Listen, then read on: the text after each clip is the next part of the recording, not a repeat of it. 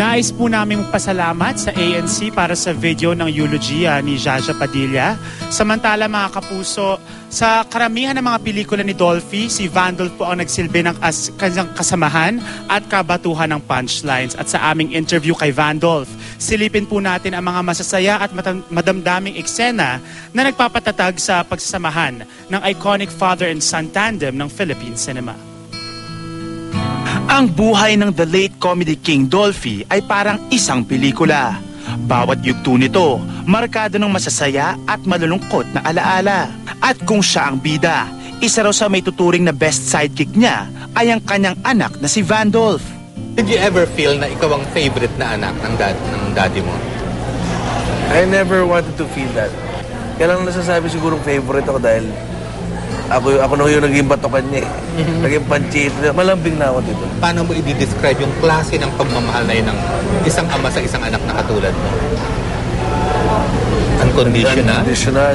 Parang hindi undescribable. Sa pagpapatuloy ng Pidol Records, bilangin natin ang mga nakakaantig na eksena sa buhay ni Pidol bilang ama sa mata ni Vandolph. Number 3. Kung ang buhay ng daddy mo ay isang pelikula, anong mga paborito mong eksena? How he executes comedy. Perfect. Oh, the timing and timing, the reaction, kahit pa ulit-ulit yung joke, every time he delivers it, tatawa ka pa rin. Natatawa ka, the same time, natututo ako. Binubuha ko yung agar pala. Pangalawa sa listahan ay ang mga tagpong nagpakita sa pagiging thoughtful ni Pidol bilang ama. Napaka-sweet ng daddy mo sa'yo. Natatanda ko pa, pag may taping noon ng Pintados, kasi Sabado ang taping nyo noon, pag Sabado dapat nagkikita kayo. Sa halip na ikaw yung pumunta, ikaw yung pinupuntahan niya sa taping. So, ganun kayo talaga ka-close ng daddy mo. I was so blessed na sa sitwasyon gano'n. Siguro yung tatay ko pa bibisita sa... Oo, may dalang pagkain. Dalang pagkain.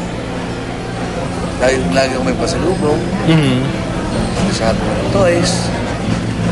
Dahil ko yung makain sa labas. Bonding lang. Pure bonding. At ang number 1, ang trahedyang bumago sa buhay ni Vandolph. Ang car accident na kanyang sinapit noong 2001 kung saan bumangga ang kanyang minamanehong kotse sa isang van along Pangasinan. Bunsod ng aksidente, na comatose naman si Vandolph sa loob ng isang buwan. Nung na-aksidente ka, ano ang ginawa niya at ano rin ang ginawa mo? Well, nung na-aksidente po ako nung first time sa yung Grabe. Yung Grabe. And lahat ng nurse, lahat ng doktor ko before, nasabi sa akin na ano ba, daddy mo, laging umiyak sa amin ko. Nasabi ng buhayin ng anak ko, buhayin ng anak ko, kahit na mangyari buhayin ng anak ko. Nung nasabi po sa akin yun, sobrang, hindi pa ako ganun kagaling nun. Pinuntahan ko talaga yung tatay ko. Inakap ko ng mahigpit na sobrang sinabi ko lang pa, salamat. I love you so much. Ano ang particular na talagang nakapagpapalungkot sa'yo, nakapagpaparaluha sa'yo pag naaalala mo ang daddy mo? Sabi ko talaga eh. Everything about my dad, the Dolphy itself. Ang hirap tanggapin na sitwasyon pag naiisip yung mga bagay na gano'n. Papasmile na lang ako.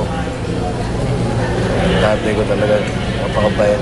Kahit kung bubuhayin mo na ulit ng Panginoon, gusto ko tatay ko pa rin si Dolphy.